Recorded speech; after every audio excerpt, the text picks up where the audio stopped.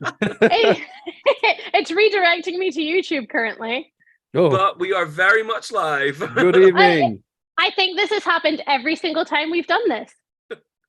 And that's If I'm perfectly honest. we need Hello. Perfect. Oh, why am I this way? Also, you need to mute YouTube. This is a wonderful start. Yeah, See? maybe you should have done this. We're live. We're live. We're live. There Sorry, we go. this is your first time watching. Yeah. Well, I'm. Is it still live streaming? Are we still? This is the first time I've done this from my phone. Yes, I see live. Perfect. We're still here. Yay. Okay. Good evening, everyone. Again, happy Pride Month. We're still in the month of June. Wonderful. We love this. This week we are discussing religion. So everyone has a unique experience with the complex interaction between religion and the LGBTQIA plus community. Everything is subject to your feelings and decisions. And historically, many Orthodox religions have had a negative attitude towards the LGBTQIA+.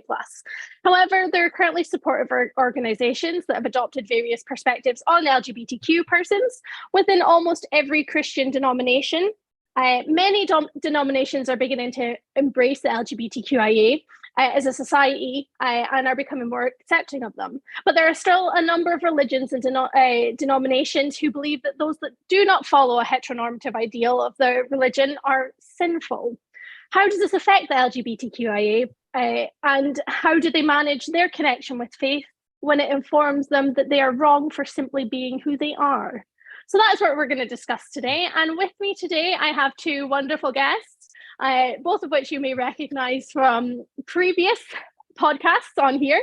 I'm going to let them introduce themselves. So if Tom, you want to start? Yeah, sure. I'm Zoe Frieslick. I'm me. I'm Tom. Yeah, and as Zoe said, I've been here before. I work in theatre. I run Car Crash, which is what we're currently on, and it's always a joy to spend my Sunday evenings with Zoe and other friends. You have friends? Fuck off. Edward, go ahead. Thank you. I am Edward. I have been on here before in previous years. I am a long-time friend of our gracious hosts, plural, Tom and Zoe. I've done some stuff with Car Crash in the past, but at present I'm an ordinand, big fancy title nowadays. I have business cards in the Scottish Episcopal Church, which means I'm studying to be a priest in Scotland. I think you need to tell me what an ordinand is. An ordinand is someone training to be a priest. It's the official title. There you go. Oh, I see. Oh, right. Okay. Yeah, it just has a title now.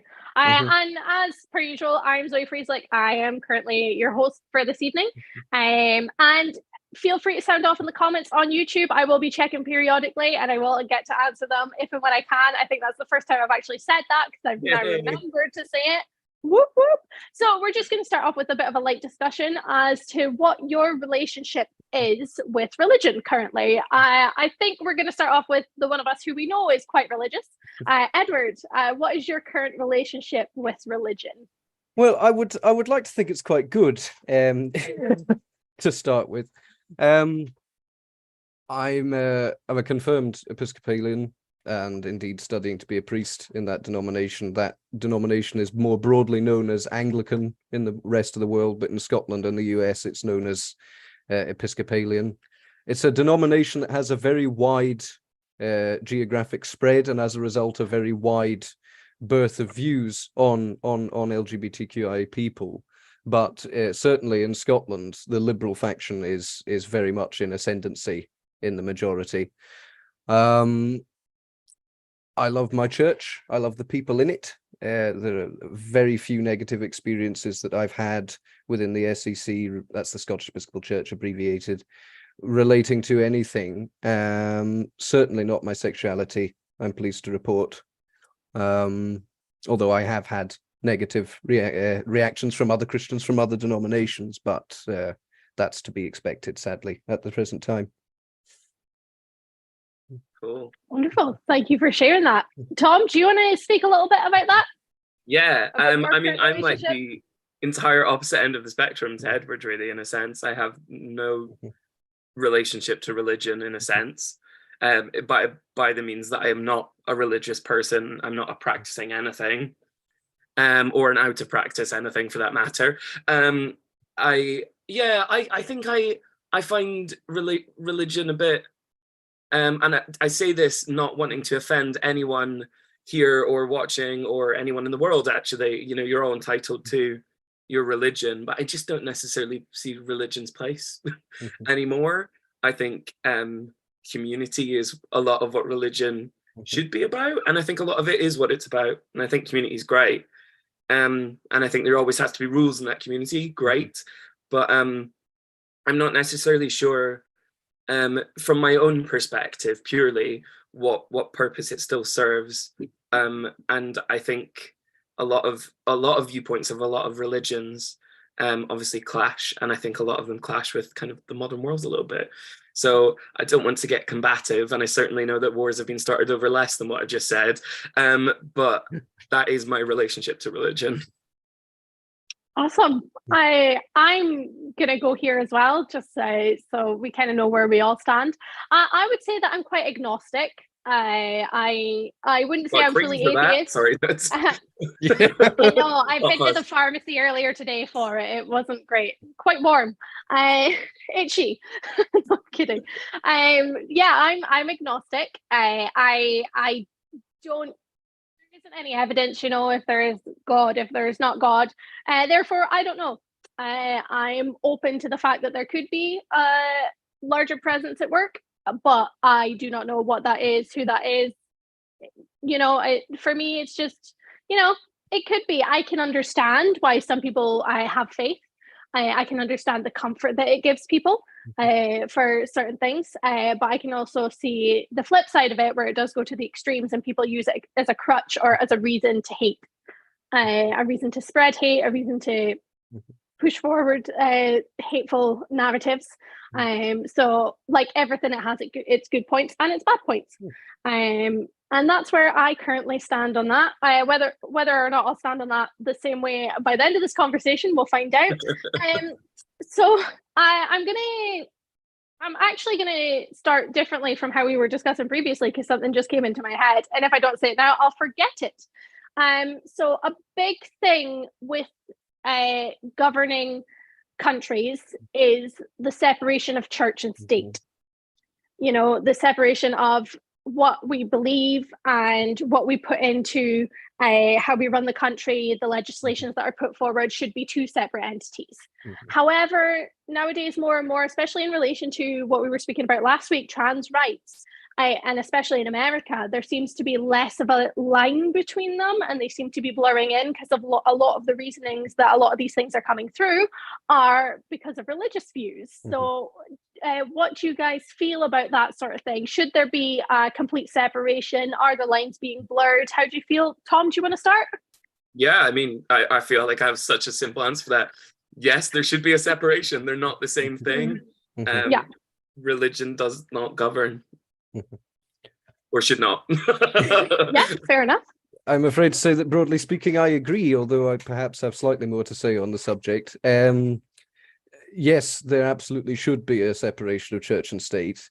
I do think it's interesting to note that, technically speaking, in Britain there is not one and never has been one. Yes. But the reason I bring that up is to point out that the British notion of an established church, or rather the English, because in Scotland the situation is a little bit murkier than that, is actually so old that it predates the notion that the church should have a say on the moral laws of the country. What we're seeing in America, where they do in fact have it enshrined in their constitution that religion, or certainly organized religion, is not supposed to play a role in the doings of state or the law or the legislative process.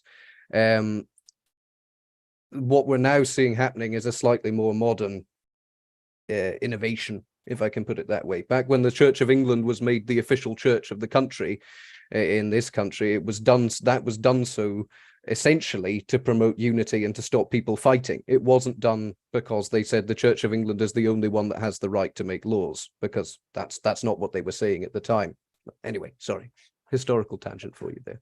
No, we need those. We need those. You know, none of us here are experts, as we like to emphasize every podcast, every episode. None of us here are experts. We're just people having a conversation. So if we do get a bit educated, which I absolutely was during that, thank you very much, then that's fantastic, because education is key in these issues.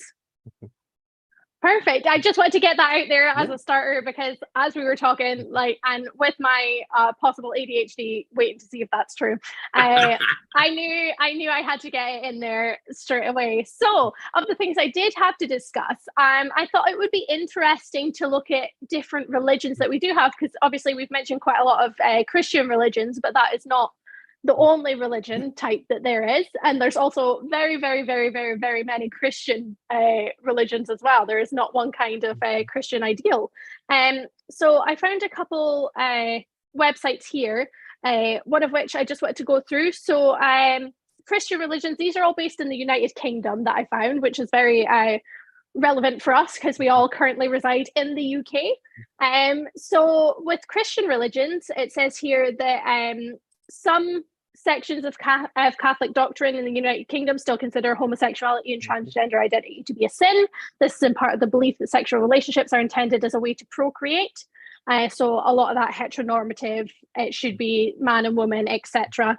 The Central Church teachings suggest that people can be homosexual as long as they do not act upon their orientation, which is strange, because how can you be homosexual and not act upon it? You know, that's like the whole fun of it, is it not? They usually say it's a cross to bear. It's not a doctrine I agree with, but they usually say it's like being born with a terminal illness. We can't explain why God gave it to you, but therefore it's something that you have to deal with, and hopefully you can inspire others through your witness. And again, not a doctrine I agree with, but that's usually what they say to justify it.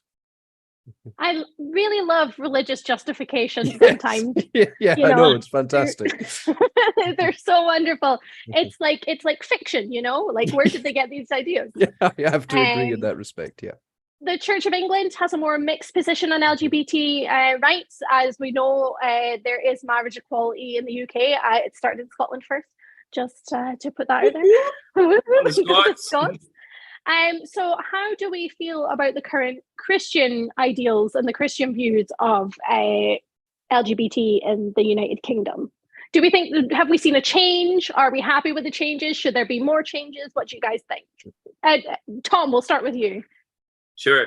I mean, I'm just picking up on one of the specific things you said there, that, and Edward, you're probably best to advise on this specific, which facet of Christianity it was. But if it's a sin to do anything but procreate, then it's not just us LGBTQIA that are certainly breaking all those rules.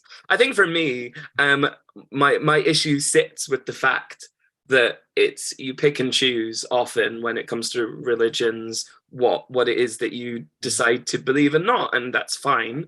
But I think a lot of religions very much seem to say that everyone is your brother, your sister, your neighbor. You should treat them with love and respect and all that.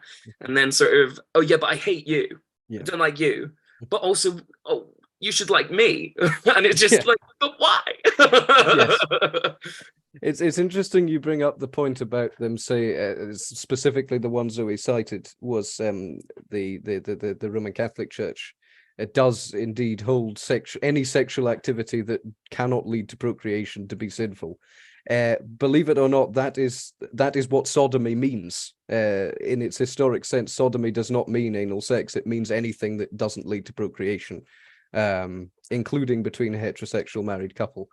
Interestingly, there are very, very, very few Christian churches, even very, very old ones, who would consider that to be the case. The Orthodox Church, for example, which, depending on your definition, that would be the churches of Greece and Serbia and Russia, who all incidentally also have a very, very varied views on homosexuality, and indeed LGBT plus people in general.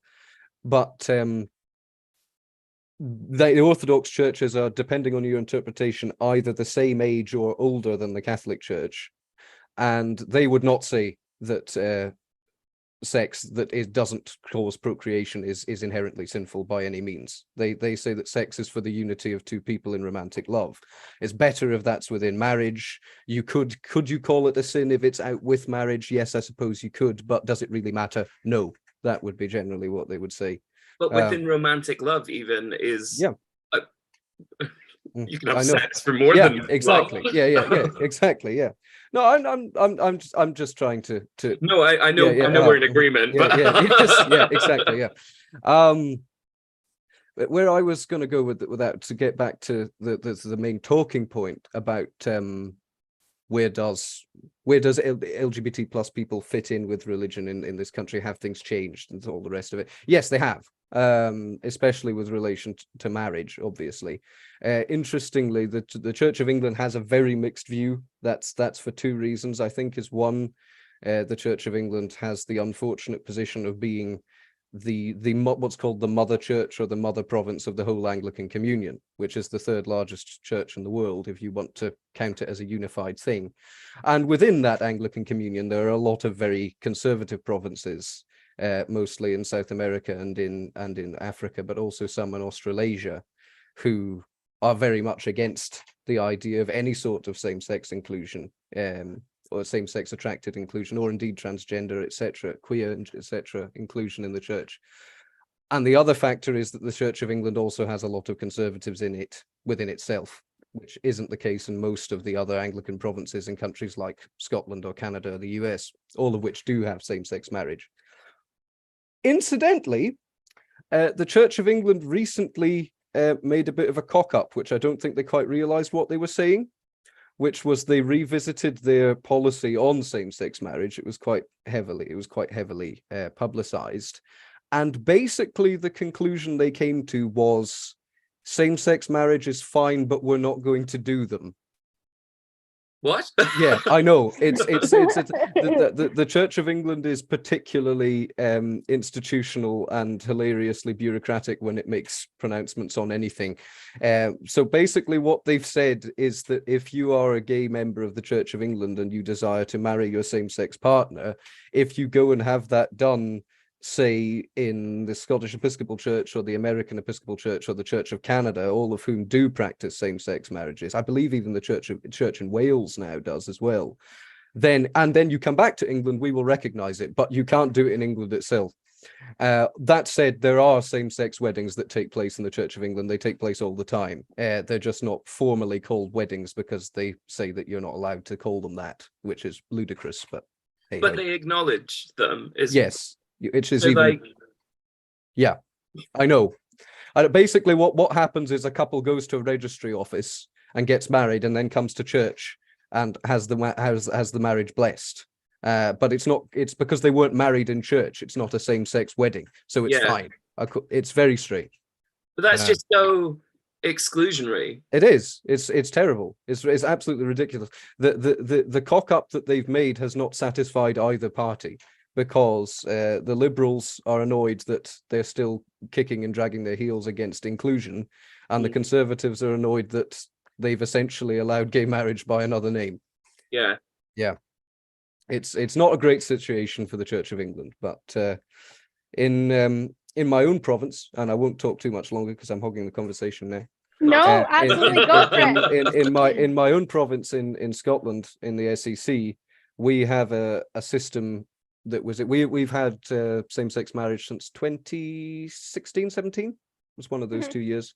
It was very shortly after it was marriage equality was realized for civil marriages, and we knew at that time that there weren't many people in the Episcopal Church who were opposed to it, but we wanted to say to those people who were that your views are respected was the word used. It wasn't that they're endorsed, it's that they're respected.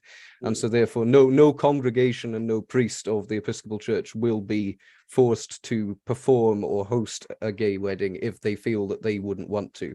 So it basically, the way it works is it's available on an opt-in basis, but about 95% of the church has opted into it, so it might as well be just a standard practice of the church now. And I know plenty of people who are irreligious and have had gay church weddings in Scotland, which is nice. It's lovely. I also know a couple. One of which I was at. Yes, one of which I did attend. Yes, half of the person that was in it was here. Yeah. Yes, my late husband is gone to the kingdom above now. But yes, I was married in a gay wedding in a church.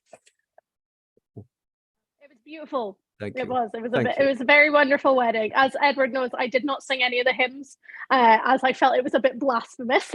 It wasn't. We put that in the booklet to give it a go. I'm sure you sang at least one. I'm sure you sang at least one note, and that was fine. Yeah, sure. It's fine. It's fine either way. Yes, I know it's a beautiful wedding, and I would go to it again in a heartbeat. I would. So that's Christians, but as we know, the UK is multicultural, and there's not only one religion in the UK. So there are some other religious views on this website that I have found, which is called changingattitude.org.uk, by the way, if anyone wanted to look that up. I'm not sure how peer reviewed it is, and I don't think I'd be allowed to use it in any of my social science assessments. However, we're still going to look at it. So according to this website, Muslims in the UK are actually generally more progressive towards LGBT than those who live in Islamic countries. As we know, there are many Islamic countries that completely condone homosexuality. In fact, it's so much of a sin. There are some people who are actually murdered for taking part in any homosexual activities, which we will get on to soon, as I think it's important. You're going to kill us? Is that what you've just said? Maybe. It depends how much you piss me off. Fucking hell, this took a turn. This went real dark, real quick, 0 to 100. Whilst the Muslim Council of Britain continues to believe that homosexuality is forbidden according to the teachings of Islam, the council advises that discrimination on the grounds of sexual orientation is not appropriate. Although there are very few openly gay Muslims in the United Kingdom that we know of, I have to say I don't know every Muslim on every gay Muslim in the United Kingdom. I can't speak for them. There have been a few same-sex ceremonies performed where at least one of the parties has been a practicing Muslim. So are we surprised by that? What do we think about that? I mean, for me, I have a fair amount of experience with kind of Islam and working with Muslims, because I've done quite a few shows with. In fact, I did a show literally about converting to Islam called Accidentally Muslim. And I remember, I went to see that. Thank you. And I worked in a mosque, actually. I worked in a mosque in London for about 6 months. So I think it's a religion that I'm fairly accustomed to. And I would say what you've just said is factual. I feel like the approach to it is a little bit more don't ask, don't tell type thing. Because, and I mean, even more recently, a kind of similar experience of someone asking, I think you might have an alternative lifestyle, and someone going, oh yeah, oh don't tell me, I don't want to know. And it's like, okay, yeah, I like the sentiment that's behind all of that, which is I still want to love you and like you and work with you, but I don't like what actually that is, which is, but I don't want to know you. Because knowing you is wrong, because ultimately there's still something wrong with you, and that's what I dislike. So yeah, I would say on the whole my experiences have always been positive, but there's still that undertone of like, but if I knew, I wouldn't like you. Okay, that's interesting. Edward, anything to say on that? I'm so sorry, I'm going to use a sock to pat my forehead because I'm sweating. By all means, Tom, I once went on holiday to Greece with, and will confirm that the clothes that I wore were not dissimilar to this, so I don't really feel the heat very much. I don't know how. I love hot weather. I just don't sweat that much. Anyway, I'm down, Prince Andrew.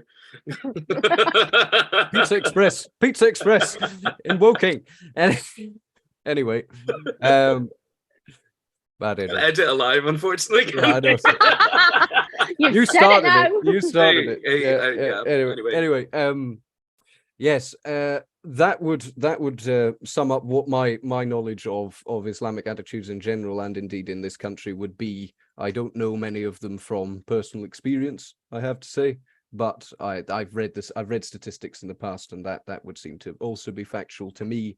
It kind of interesting, following on from what Tom said. I know this about quite a few religions, quite a few Islamic authorities, as well as different Christian churches, and indeed also some Jewish ones, I believe, where they have actually said, the Catholic Church, for instance, is quite loudly, more loudly than you might expect, opposed to the notion that homosexuality or any form of LGBT plus expression should be illegal.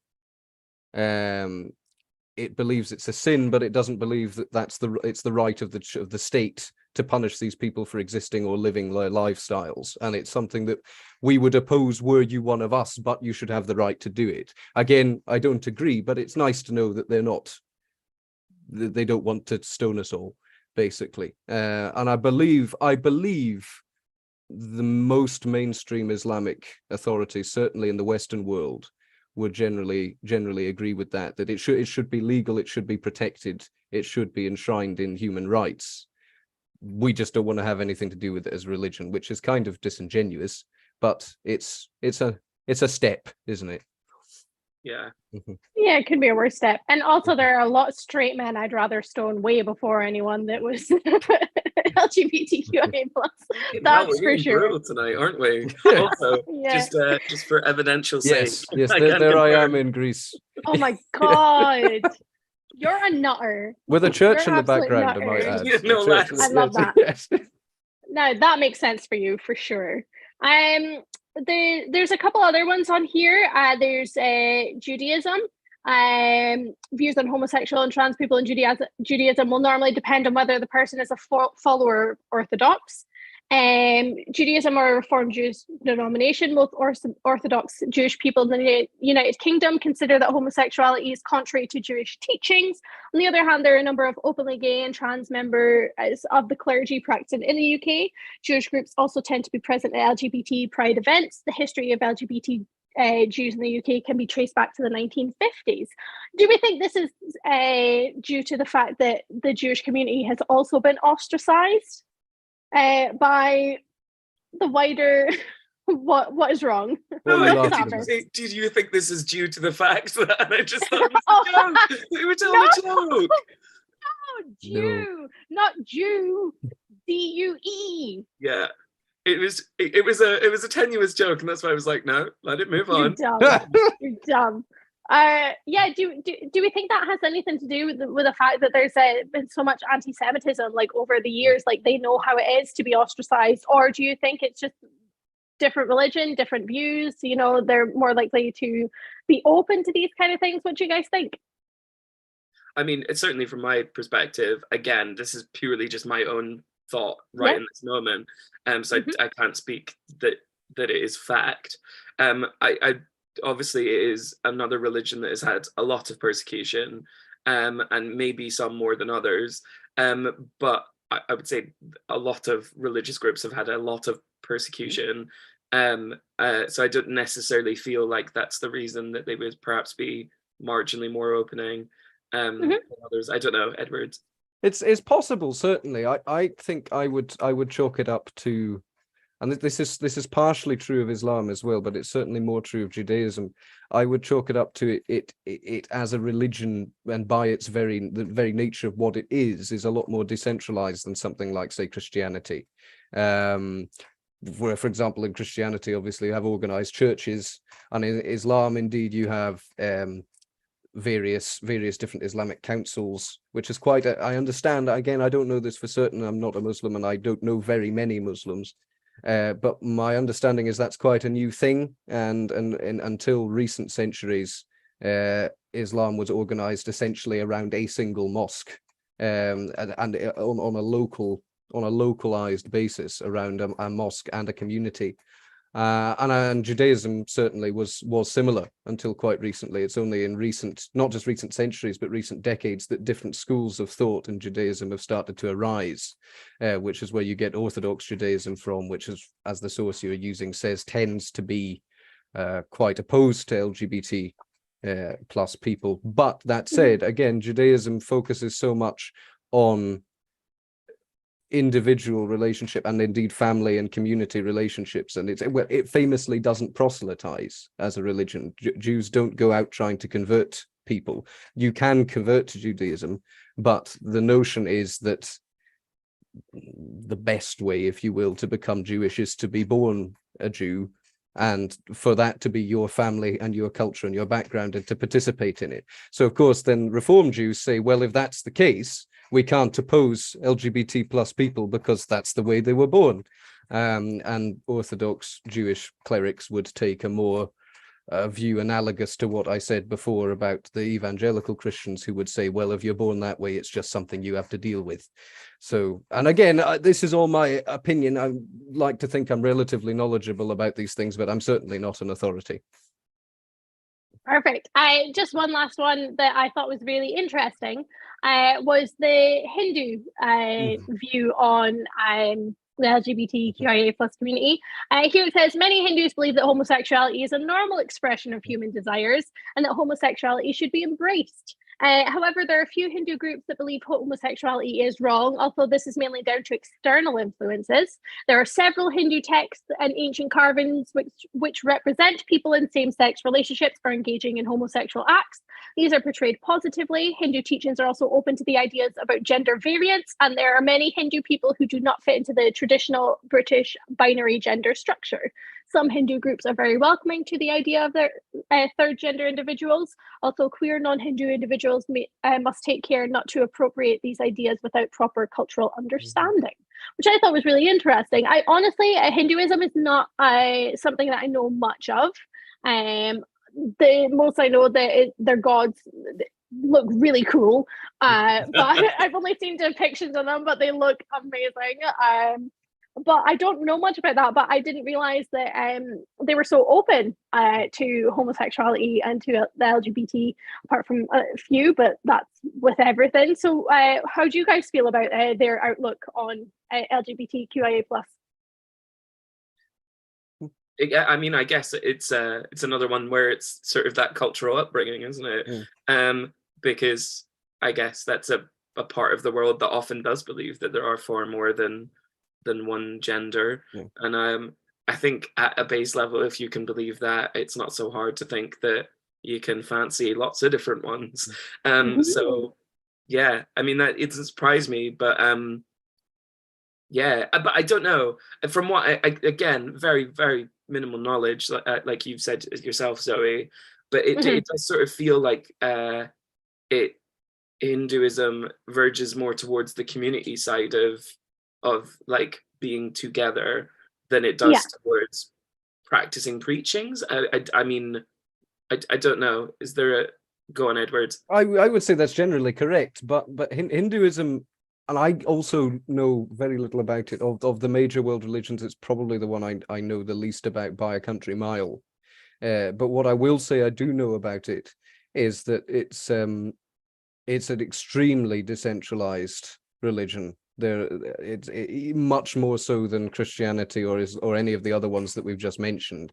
It's also incredibly ancient. And I think there's one thing to bear in mind, in my opinion, might be the origin of this, is religion likes to get used as a tool of social control. Some people would say that's why it was created. I obviously don't think it was, otherwise I wouldn't be interested. But it certainly does get used for that purpose. But by the time that organized, obviously Hinduism originates from the Indian subcontinent, and by the time that organized states and countries were beginning to emerge in what is now the Indian subcontinent, Hinduism was already a very well established and practiced religion. And as a result, there was already a great deal of different schools of thought. So there wasn't this notion of using it as a new method of social control, is my understanding, but I could be very wrong. Or religion could be, who knows? Anyway. I feel like, sorry, just to butt in, I think this is really and this is such an interesting conversation in the sense that I'm sort of listening to us all, including myself, chat, and think it's interesting that quite a lot of what we're saying is actually we just sort of don't know. Yeah. And I think I'm realizing if religion's viewpoint on a lot of LGBTQIA people is we just don't really know, we don't understand it, so we've sort of negated it. Because I almost feel like that's what I've just done to quite a few religions. There is gone, but don't understand it. You know what I mean? I think certainly when people talk about it in the Western world, they're normally talking about it with reference to Christianity, Judaism, or Islam. And the source of all three of those religions' historic opposition to LGBT plus people, particularly with reference to same-sex sexual relations, is the book of Leviticus, because Christianity and Islam both build upon the Old Testament of the Bible, which is in turn the Jewish Torah. And obviously, I don't believe those rules still apply. Otherwise, I would say that I shouldn't be having any sort of relations with other men, and I also shouldn't be eating shellfish, which I shouldn't do anyway because I'm allergic, but that's another story. I'm a gay priest who's allergic to shellfish. I am, that's right. I'm going to be soon anyway. But what I was going to say was that there are a pretty good set of rules if you want to walk around in the desert for 40 years without all dying and killing each other. So I think there is a sort of element of going, well, there's this thing we know that two men get up to. Most men aren't interested in doing it. We don't really understand it. So maybe it's better if we focus our energies on not doing that. It would seem to be, that seemed to be probable to me, but I don't know what they were doing on Mount Sinai 6,000 years ago. Well, let me tell you. Yeah. Yeah. Have you ever seen a little film called Brokeback Mountain? Sinai Mountain. That's the prequel. I'm interested though, because is there not, I mean, this could be a complete fucking bullshit story, but so correct me if I'm wrong, Edward, but was there not something about Leviticus being a sort of poor translation? And when they talked about homosexuality, they were actually talking about pedophiles. Yeah, that is possible in Leviticus. But it's certainly also true of the New Testament. There's a myth that the New Testament never mentions homosexuality. Jesus never does, but the rest of the New Testament does a few times. And in every instance that it mentions it, it's not just necessarily a poor translation, which it often is. In fact, it used to refer to homosexual people in general is a translation that we first find in the 1950s. And prior to that, it's translated as pedophile in most languages, and indeed in English as well. But you also need to remember it's St. Paul talking, and St. Paul is trying to minister to the ancient Greeks. And the ancient Greeks did an awful lot of gay stuff. And unfortunately, certainly the ancient Greek aristocracy also did an awful lot of pedophilic stuff that was part of the society of the time. It was seen as an integral part of education amongst the aristocracy. That is what St. Paul is saying is bad.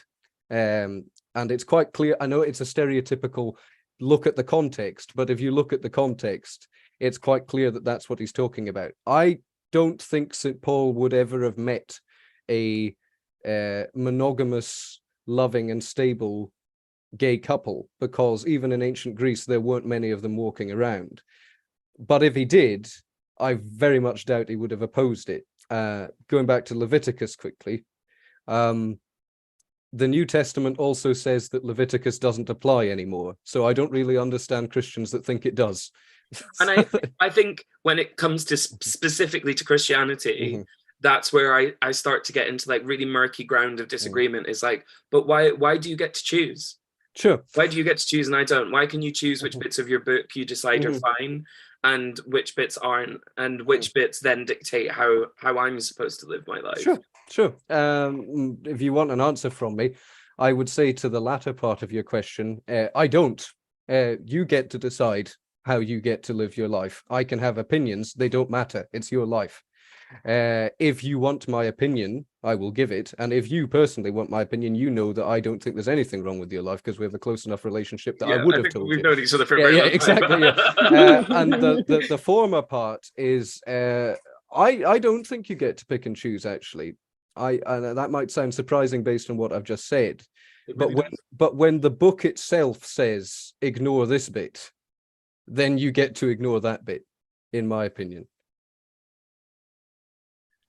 Oh, Interesting. I'm just trying to process that. Yes, all right. I'm interested in that thing you were saying about the aristocracy and the Grecians. Like, so because the first thing that came to my head was that, so did one of the aristocrats change it because they were into what they were into, and they were like, but let's make them the bad guys so no one looks at us. You know what I mean? Quite possibly. Quite possibly. So someone went and changed it to be like, let's just like take the heat off of us a little bit because we're doing the really bad thing. That's quite possible. And let's make the homos the bad people. That would make sense for me. I'd never thought about that. Series in that. Yeah, there is. I'd never thought about that, especially considering that, as I say, homosexuality, as we understand it today, in terms of standard practice of a loving relationship between two people of an appropriate age, did exist in ancient Greece. It just wasn't particularly common, as far as we know. What was much more common was essentially societal sponsored paedophilia amongst the aristocracy. Just so it wouldn't surprise me if that's what happened. I also not going to claim to know that that's what happened, of course. But what I will say is, when I've invited my time machine, we'll go back and check. Please do, and then leave me in 1885, please. Apart from don't. You can come with me. Yeah. Because it was really horrible in a lot of ways. But yeah, no, I just wanted to quickly say, sorry, to Tom. I know it's tricky to process, but believe it or not, there are actually bits of the New Testament that say, since Jesus came back, that part of the Old Testament doesn't apply anymore. Now, obviously, for Jews, that's different because they only have the Old Testament. And you might say that Christianity is based on cherry picking from Judaism. And I would say that's potentially a fair interpretation, until you get to the point that if we are correct, for the sake of argument, then the bloke who told us that we could cherry pick from Judaism was also God. So, you know, permission doesn't come from a higher source than that. Yeah. I think just at its core, I will never fully comprehend. Sure. I'm trying, but I'll never fully comprehend how you can just live life entirely by a book. I don't, then I also don't get how each religion's like, so Judaism's like, this is the book. Yeah. And then Christianity's like, oh, but the sequel's great. Yeah, exactly. And then Mormons are like, but it's a trilogy. Yeah, that's right. And yeah. Great. Where's and Goblet of Fire? Like, you know. That's a perfectly reasonable, I wouldn't call that a criticism personally, but it's a perfectly reasonable observation, shall we say. Sure. Yeah. I agree. It's not one I have an answer to. I don't claim to have all of those either. No. I don't think any of us do. No. I do. Go on. Go on. I claim to have all the answers, but it's a massive lie. Can I use that, please? Can I steal that? That's amazing. Sure. Yeah. Thanks. That's going to be our little quote on. That's straight in a sermon. Yeah, exactly. I think I'd be a great sermonator. Sermonator? I need a t-shirt that says that now as well. I'm a great sermonator.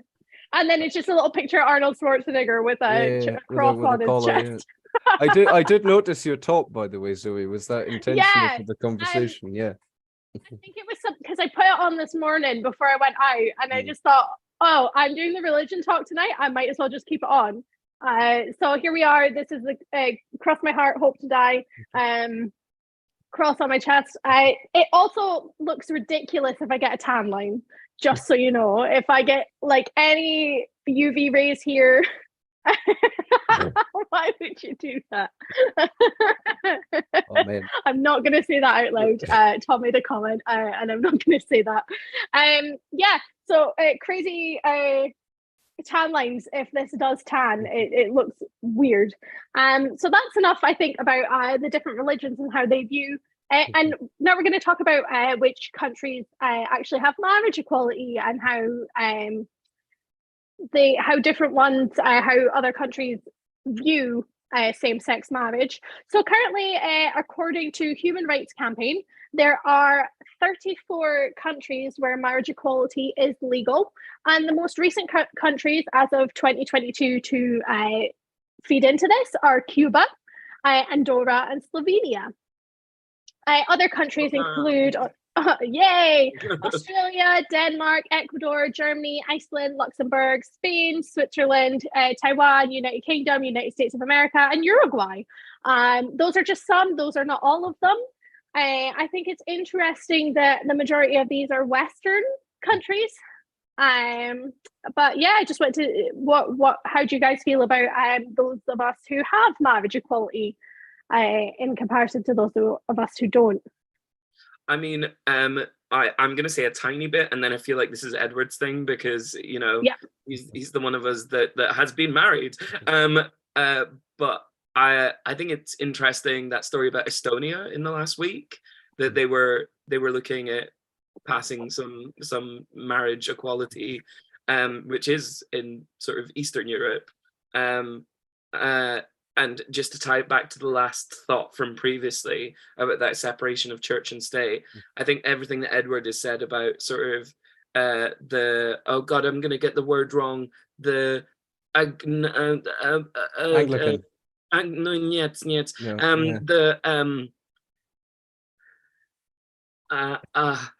Why is it a dance? The Greeks and the Russians. Orthodox. Thank you. The Orthodox, the Orthodox churches. It's that end of the world, with the, as you said, the slightly sort of more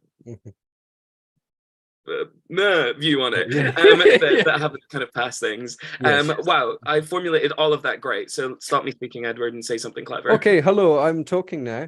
I haven't said anything clever yet, and I probably won't in the rest of the sentence, but let's keep going. No, I think you're absolutely right. Estonia, I believe, is primarily religiously split between Lutherans and indeed Eastern Orthodox churches, although I think it's a majority non-religious country as well. Anyway, that's a different story. What was the actual talking point? Oh yeah, marriage equality.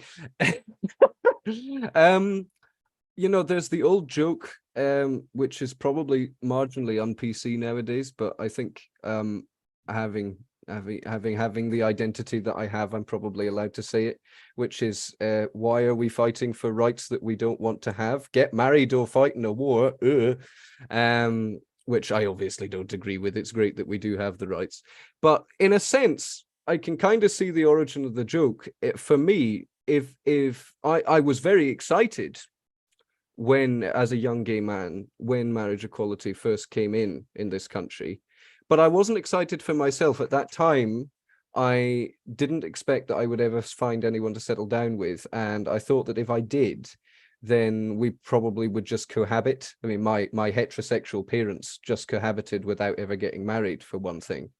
And obviously that changed. I did indeed get married. And for me, the main onus behind getting married was the fact that I could have a church wedding. If it was just, I say, a civil marriage in a registry office, I think it's fantastic. I think it's a fundamental right, and I think I'm very glad that we have it.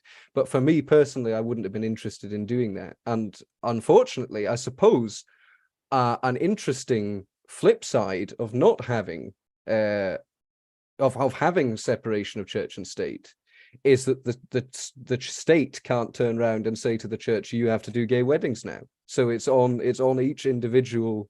I'm not saying that's a good or a bad thing, but it's on each, at least in the way that I believe most countries, if not all of them, that have marriage equality, handle it. It's the onus is on each individual religion or each individual sect of that religion to decide for themselves whether they're going to practice it or not. And I count myself very lucky and blessed that I live in a country where it's not only legal, but I'm also part of a church that practices it. As to the rest of the world, I can only hope that there comes a day when there are churches, and indeed of all religions, that are happy to practice it, and indeed that where it's legal as well and protected.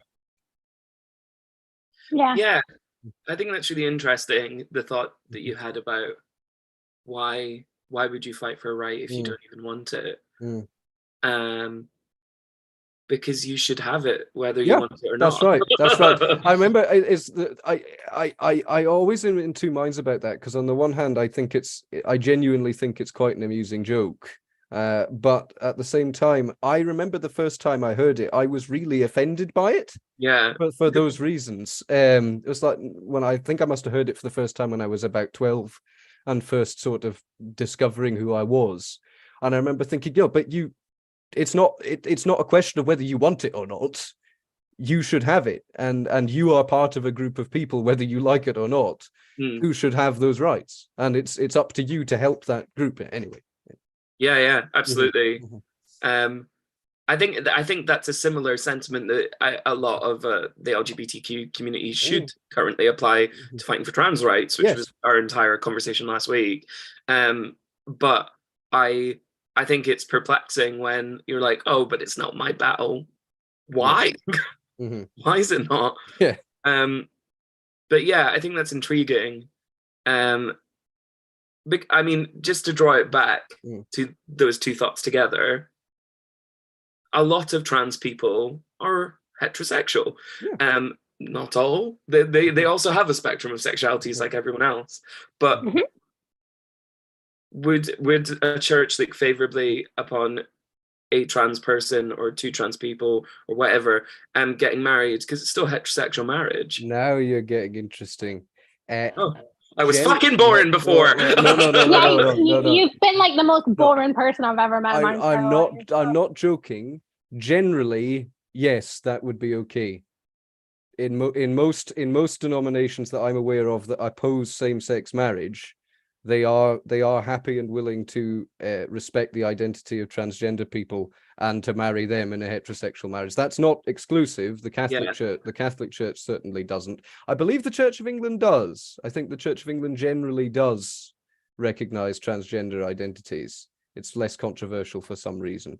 But it's like other stuff, like the ordination of women debate, which of course is still being had in some churches and in others was put to bed a long time ago. But that, believe it or not, that's still controversial in some parts of the church for interesting theological reasons, because I know people who supported same-sex marriage but who are still opposed to women's ordination, for one thing. Perplexing. And there are reasons for that, some of which I regard as valid, some of which I certainly don't. Supporter of women's ordination here, by the way, and indeed same-sex marriage, but I won't get into it just now. But yeah, it's very interesting, but it's perplexing. It's utterly perplexing.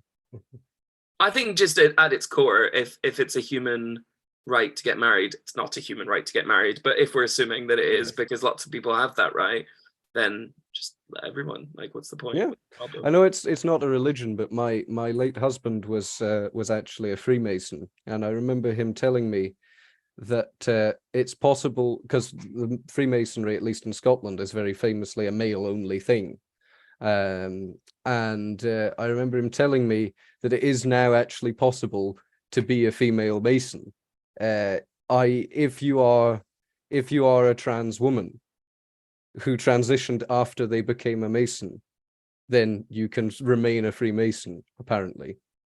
That's interesting. Yes. I didn't know that. Yeah. I also didn't know that he was a Freemason. No, me either. He only became one quite shortly before he died, but he was indeed a Freemason, yes. I wonder if he knew my granddad then. Quite possibly, actually, because he's from up your way. Yeah. And my granddad's been part of the Masons for. I always feel like I shouldn't be telling people that, because I feel like the Masons are so secretive. I think that they're often the first people to tell you, though, that they're a Mason. They are. I just like, my granddad likes to play up the secretiveness of it, which is great. He loves, to be honest, he loves teasing me about anything, but that's besides the point. We're talking about marriage equality here, which my granddad would be for. I think all your points that you guys were raising were super interesting. I think it is such a shame. Like, I know it's hard for people to move from their traditional ideals and stuff like that, but the fact that those who are homosexual and who do want to who are in love with someone and want to be recognized through marriage, like the fact that they can result in being murdered is something that is just unreal to me.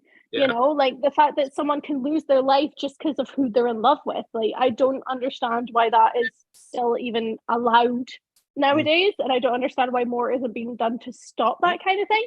I can understand, you know, some people struggling to move to the legalities of it, but the fact that you can like cold-blooded murder someone just for who they're in love with, it's just dumb as fuck. I couldn't agree more.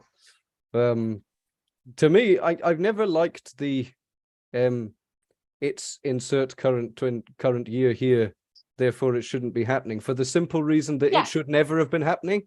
But, but there we go. I completely agree. It's, other points we wanted to discuss. So we spoke about the opinions of other religions on the LGBTQ. We've spoken about marriage equality. Again, other people's opinions on those of us who are in the LGBTQIA+. But what about those who are part of the LGBTQIA community and are religious? How do they connect to their faith? So, Edward, I'm going to get you to be hands-on with this one after I shove in a couple figures here that I found. So, Humanist UK 2023, 62% of lesbian and gay people, 66% of bisexual people, and 63% of all LGBTQIA people ticked no religion when they took this survey that they posted. The census also recorded that 36% of trans people ticked no religion, which tells us that the majority of us that are in LGBTQIA+ do not adhere to any religions. Could that be due to the fact that there's so many things that say we're wrong? So how do we connect to that? And in America, which personally I find to be more religious, people are more into their religions across the pond. Almost half of the LGBTQ adults in the United States are religious, according to a recent report in 2020 by the UCLA School of Law's Williams Institute. They had nearly 16,000 respondents, which realistically isn't a lot for America because there's a lot more people in America. But 47% of them were either moderately or highly religious. Those who were older, Black, or lived in the South were more likely to be religious. And then about 53% of them ticked non-religious. Now, Edward, you've had a bit of a journey with religion. For all the years I've known you, you've not always been religious. No. I feel religion came and found you later on. And I'm interested to know how you came upon that journey, because for as long as I've known you, you've been gay. So you've always been gay, but you've not always been religious. So how did you then connect to a religion and find yourself in a religion? Okay, great. Well, let's start off. I want to talk about those figures first, quickly, if I may, because they're drastically different from what I expected, actually. Certainly the British figures I noted that transgender people are more religious, which is interesting. I'm not sure quite how to explain that. I could think of some very unscientific ways to explain it, but I'm not going to bother. The rest of the figures generally match up with the rest of the population, with heterosexuals and with cis people as well. It's roughly about 65% of the UK would tick no religion from the last census. So that it's interesting to. I would have expected LGBT plus folks to be far more irreligious than the rest of the population, and indeed that's the practical experience of what I've had in my life, which is very odd. I'd like to look into the figures a bit more. I believe you, by the way. I'm not saying your figures are wrong. I'm saying I would like to. They're not my figures. They're Humanist UK figures. Certainly the ones over the pond are not quite so surprising because that's over the pond. But yeah, you asked me about my background. I was born into a mixed faith family. My dad was born in England originally, which is where I get the surname Dickens from, even though I'm from Scotland. And he was Church of England, which is equivalent to Episcopalian in Scotland. So he was Episci. And my mother's people were originally Irish, so she was Irish Catholic. Neither of them particularly cared about their religion, certainly not by the time I came along, hence their living together and being unmarried. So they did the quite standard thing then and now and said, let's raise him without any religion and decide, and he can come to it if he wants to. Neither of them really kept their promise in that respect. My mum wasn't a Christmas and Easter Catholic. She was an every other Christmas and an every other Easter Catholic. But when she did go to Mass, she took me with her. And my dad harbored an extremely quiet faith, if he harbored one at all. And I'm not certain he really knew what he believed. But he did believe it was very important that I knew the history of the church, because it had been so important in the history of this country in past centuries. And that, I believe, had a certain, in retrospect, I believe it had a certain spiritual application, especially when we were on holiday and going to places like, for example, York Minster. If you go to a service, you get to look round for free. Otherwise, you have to pay. So often we just went to a service. I paid. Yeah, fair enough. Well, I'll tell you, the last time I was at York Minster, which was only about 6 months ago, I went to the very early Mass at 6 o'clock in the morning, because that was the only one I had the time to go to. Anyway, I went to the That very was for early... the time, by the way, people, not the religion. Yeah. Getting It's the only one I had time to go to and then have a look around the cathedral before I had to get my train. And then the Minster Police, which they have the York Minster Police. It's their own police department for York Minster specifically, gave me exactly 10 minutes to look around and then said, right, now you have to leave. I was very annoyed about that. If I'd gone to the midday Mass, then I would have been able to look around as much as I wanted, but I didn't have time to go to that one. Anyway. So I by the time I was about 12, I'd come to regard myself as an atheist, and certainly people asked me what my religion was. That's what I would have said.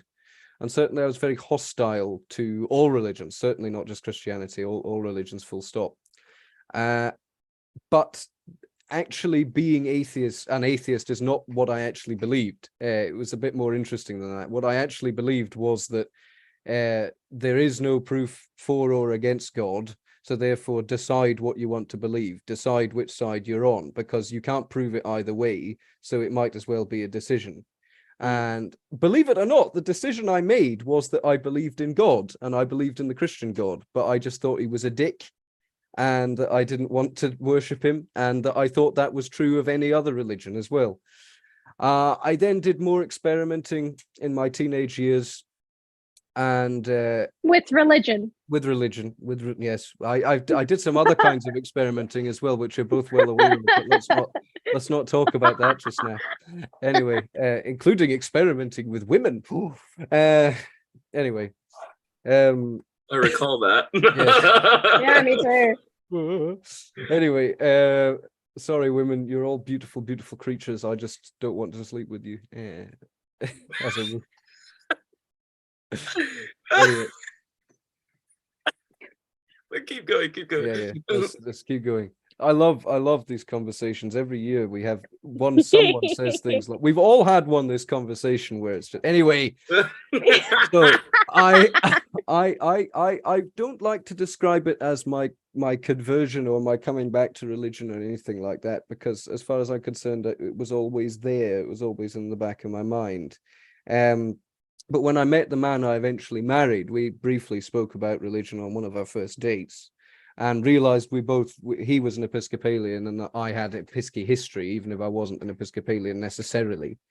Yeah, indeed. And we went to the first Christmas we were together. We went to the midnight Mass at the Episcopal Church in Stonehaven, which I knew very well because I'd spent some time there as a child. The part I missed out was my grandmother was also an Episcopalian and did not go to church very often, but when she did go, she would take me with her. It wasn't a kicking and screaming affair. I actually quite enjoyed it, which I think if it had been a kicking and screaming, she would have stopped taking me. Anyway, very, very lovely, fun, loving woman was my grandmother. And if I may give one particular story to illustrate that. Once when I was a teenager, I had to go into her house with some of my friends in the middle of the evening to get something from her house. I can't remember what it was. And she was practically bedridden by this point, and she had a small bungalow that was mostly a bedroom. And so, of course, confronted with 3 teenage boys, she just went, "Oh, 3 gentlemen in my boudoir." And that's the sort of person Granny Dickens was. It's not a Bible thumping, come to church with me sort of lady at all. It's completely far away from that. And I think that's maybe why I was so open to it. Believe it or not, the gay thing didn't even factor into it for me when I was exploring it again. And I think that's because I knew that that the Episcopal Church was a welcoming church. We hadn't voted to allow gay marriage at the time that I started going back to it, but we were on the cusp of it. And even though we hadn't yet voted to allow it, neither had any church in Scotland. In fact, neither had any organized religion in Scotland. So it didn't seem like a big deal yet. And that maybe sounds horrible, but it really didn't, because I also knew that gay people were fully accepted other than the marriage thing within the church. And then within 6 months, they'd voted to allow marriage anyway. So I think by that point, by that point, I was very much a convinced and committed Christian. Well, I say convinced, but it's interesting you pointed out earlier on, Zoe, about agnostic. And if we look at the word agnostic from the Greek, it means literally not to profess knowledge. So it means to say I don't know. And I would agree with that. And I would say that most Christians who I respect would agree with that as well. I do not profess to know that Christianity is true. I profess to believe it, and there's a very big difference between that. That, for one thing, is why I don't have the right to dictate to other people how they should live without their input first, because I don't know it's true. I just believe it is. Anyway, I often do put actually the vote, and I remember now it was in the spring of 2017, I think. Yeah, 2017. I often put that as the crux for when not me coming back to faith. That was a private thing, and as I say, I don't like that expression either. But it's not really there's not really a good way to put it. But certainly becoming cemented within the faith community in Stonehaven and within the Episcopal Church more widely, and indeed my eventual husband coming back to it, because he'd been away from the church for a number of years as well, although had been part of it as an adult, unlike me, where I only had my childhood and teenage experiences to go by. Were both re-cemented into the Episcopal Church by the same-sex marriage vote. By that point, there was sort of, I don't have a reason not to be here. I don't have a reason to object. If I like everything else, why leave again, sort of thing. Beyond that, to express it in any greater detail than I have, this would be an Edward podcast, and I don't want it to be about me, but there we go. I hope you found that interesting. Yeah, I did, because we've never really discussed you going back and you finding religion again. That's something we've never actually discussed before, so it's really interesting to see your take on it. I found actually studies here about so we all know the Trevor Project, saving young LGBTQ lives. They're based across the pond, as far as I'm aware. Very large there. They actually did a research project on religiosity and suicidality among LGBTQ youth that I was having a look on, because I think that those who are from a religious family or who have religious beliefs themselves often really struggle in who they are as a person, because they're constantly told, you're wrong, this is wrong, you should not exist to be this way. And they found that let's see, there's a lot of information on here. If you do want to view this, you can have a look on the Trevor Project, and the research is called the Trevor Project Research Brief of Religiosity and Suicidality Among LGBTQ Youth, and it was posted in April 2020.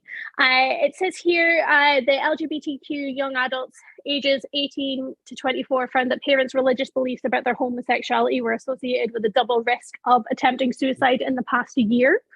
So that would have been 2019. There also seems to be suicide attempts in the past month.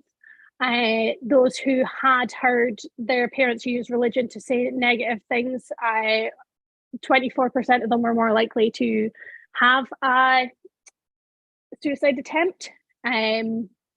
Those who shared their identity, their either gender identity or their sexual identity, depending on how their parents reacted, were more likely to have a suicide attempt in the past year. There was also, so there's a lot on here. Not actually as much as I expected. It also says that those who were Black or American Indian were more likely to have a suicide attempt. Sorry, trigger warning for anyone who is of LGBT and who has had a suicide attempt due to either their beliefs or their parental beliefs. I do think that it has been a big factor in a lot of stories that we hear of LGBT youths who do have suicide attempts. That a lot of it is to do with religion or faith or opinions of others in their close circle. But I just wanted to know what you guys kind of thought about those sort of things.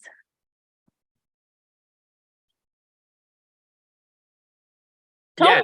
Yeah, I think in short, I don't necessarily always think that religion is the reasoning for a lot of those things. I think people use religion to justify some of the viewpoints that then perhaps lead to other things.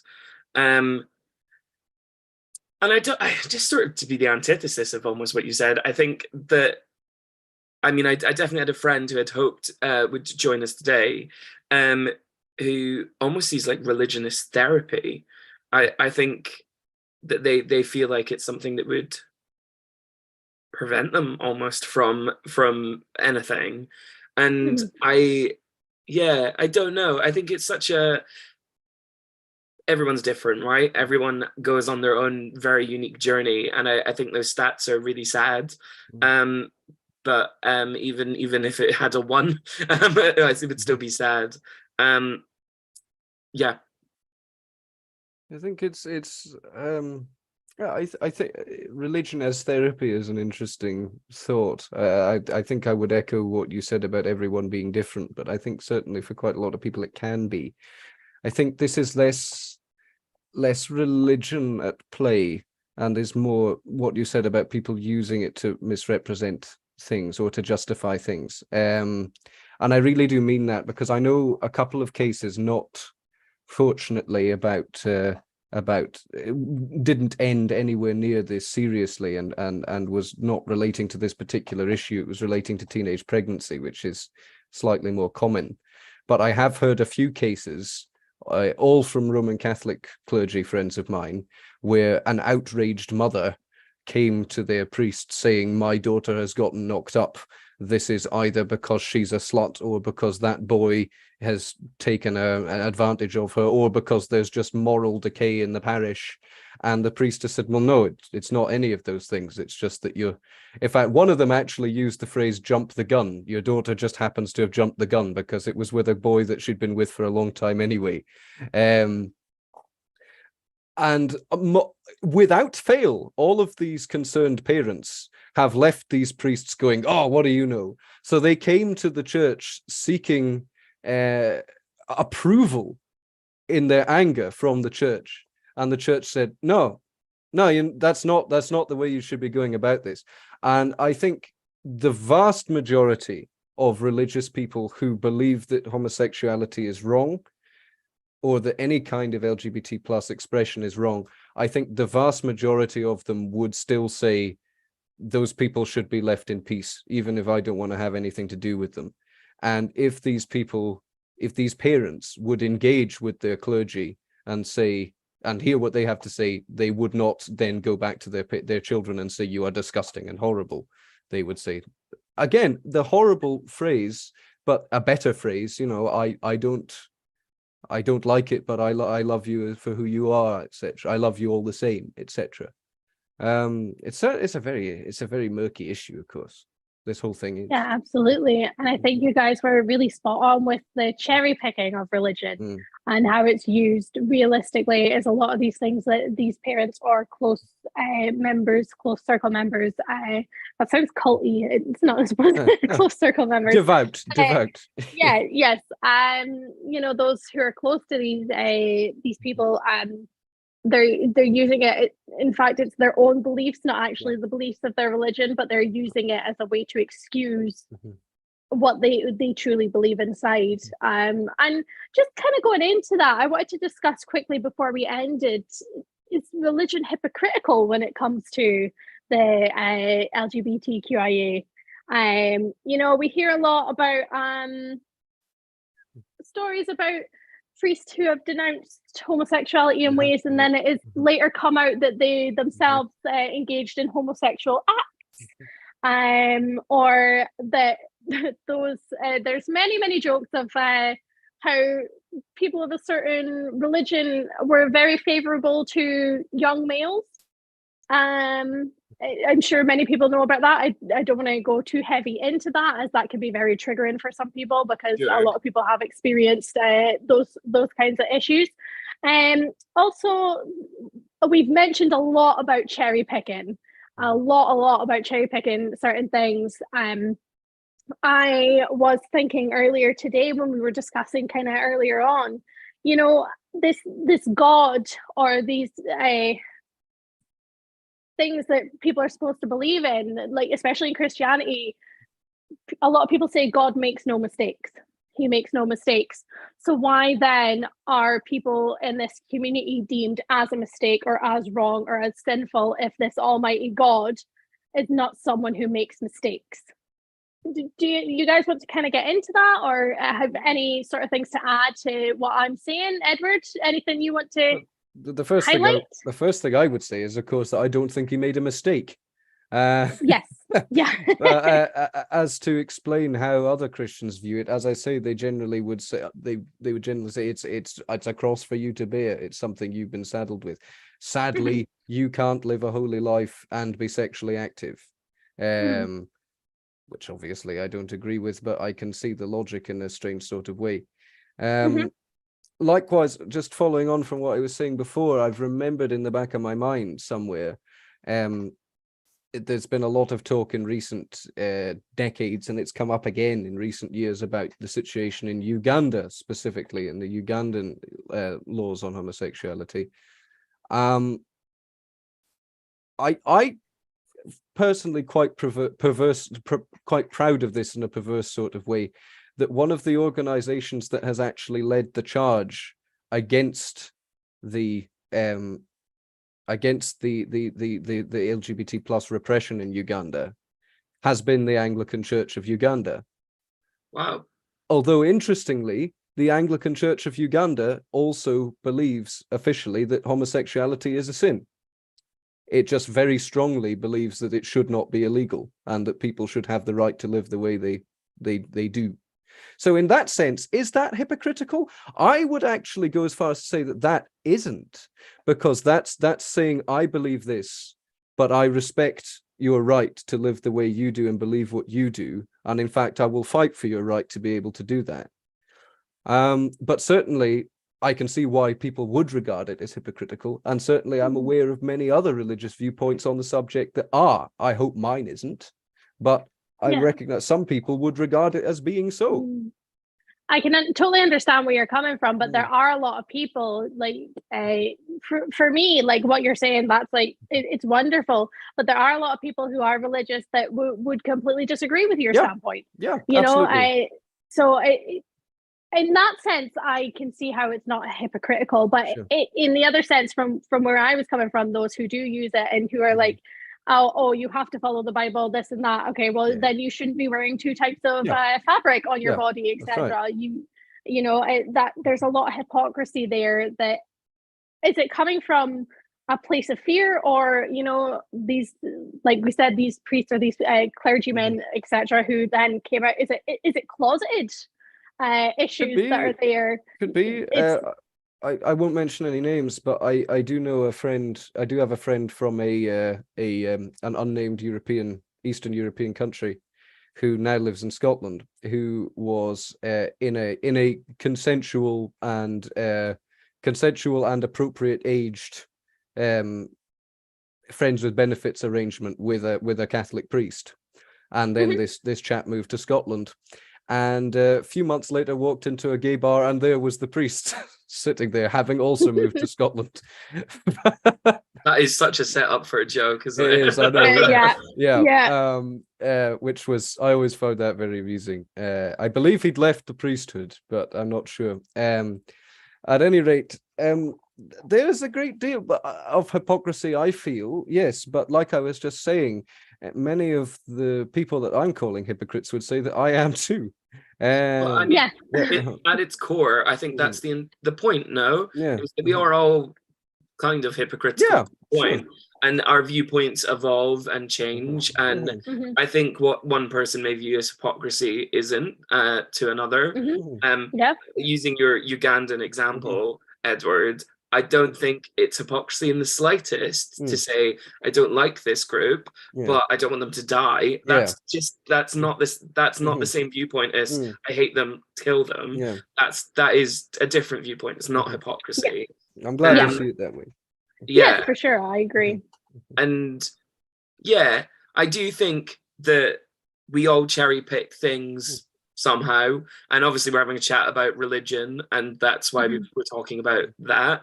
But I mean, lawmakers do the same thing. You know, you choose some laws and not others. You choose to have parties during lockdown. You choose to do whatever you will.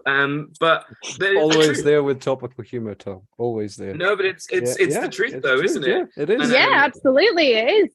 It's the, you know, to a lesser... People did pick and choose what rules they followed during lockdown, for sure. Absolutely. Some of us were by the by and by the book, and now completely regret it because of things that have recently come out. And some of us did not listen to them at all. We all cherry pick in all things. We're all hypocrites in many different, apart from me, because I'm a wonderful, perfect human being. Also a liar, as we established earlier. But yeah, you guys are completely right. There's so many ways that people can be hypocritical and people can cherry pick in certain situations. And I have to say that I've really enjoyed having this conversation. I understand that we've ran over a little bit again, but we were feeling it. We were in the vibe. Tom also told me I didn't have to keep it to an hour if I didn't want to, so I haven't. But I just wanted to say thank you so much to both of you for joining me, and Edward especially. I'd like to thank you for educating me a lot on religion and different religious views and stuff like that, because I think every time we talk about religion I always end up learning something new. I'm still not going to convert. I've been there, done that. I am an ex-Christian. I didn't mention that earlier. Didn't know that actually, but nevertheless. Your girl used to go to church every Sunday, twice a day, morning and night. I knew all the hymns, etc. I'm not that girl anymore. As Indina Menzel would say in Act 2 of Wicked. And Tom, thank you so much for being part of this again and for allowing me to again host. I still don't know why you let me do this. It's been wonderful to chat to both. You're great. Thank you. It's been wonderful to chat to both of you. Is there anything you guys would like to say before we head out? Anything, Edward, anything you want to give to those members of the LGBTQIA that are religious? Any advice? Tom, any advice you want to give to anyone just randomly? You are also part of the LGBTQIA, just the non-religious. Really? Well, yeah, I hope so, because otherwise we couldn't be friends. I mean, I think it's fully a month where we say you do you, but you do you not at the expense of other people. That's all I would ever say. And don't use religion as an excuse to oppress. Because there's nothing wrong with religion. It's wonderful for you if that's what it is. But it's not a tool for something else, I would say. I'd like to say, I would first of all really like to say that I had sagely advice to give to LGBT plus Christians or people of any religion who were facing a hard time or even outright persecution. But I'm afraid I don't, other than to if possible, seek out figures who can help, irrespective of whether they are part of your religion or not. But what I will say is advice that I can give, that I would give to anyone, irrespective of where they are at or where they've come from, which is St. John the Evangelist, who is the saint who is popularly believed to have written the Gospel according to St. John, i.e. the book of John in the Bible, is the only 12 of the 12 apostles who did not die young or violently. He lived to a very old age, at least if we go by the history, what the histories tell us. And when he was very, very old, he would give the same sermon every Sunday. He was too old to preach for a standard period of roughly 10 minutes then, as not such now. So he would just get into the pulpit and he would preach the same sermon every Sunday. Beloved, love one another, and then depart. That was perfect. That was perfect. Thank you, honestly, guys, so much for having this discussion. I hope this opens up discussions for you guys to have between your friends and your peers, your LGBTQIA plus friends, even those who are not of the LGBTQIA. You know, education is key in these types of situations and these types of topics. So we want to thank you again so much for joining us this week. Next week, we will be discussing conversion therapy. And I hope to have great guests, as I always do every week. And I hope you guys will enjoy it as much as you did this week. Thank you for tuning in, and we will see you again. I'm going to figure out how to end this live now. Yay! Bye, everyone.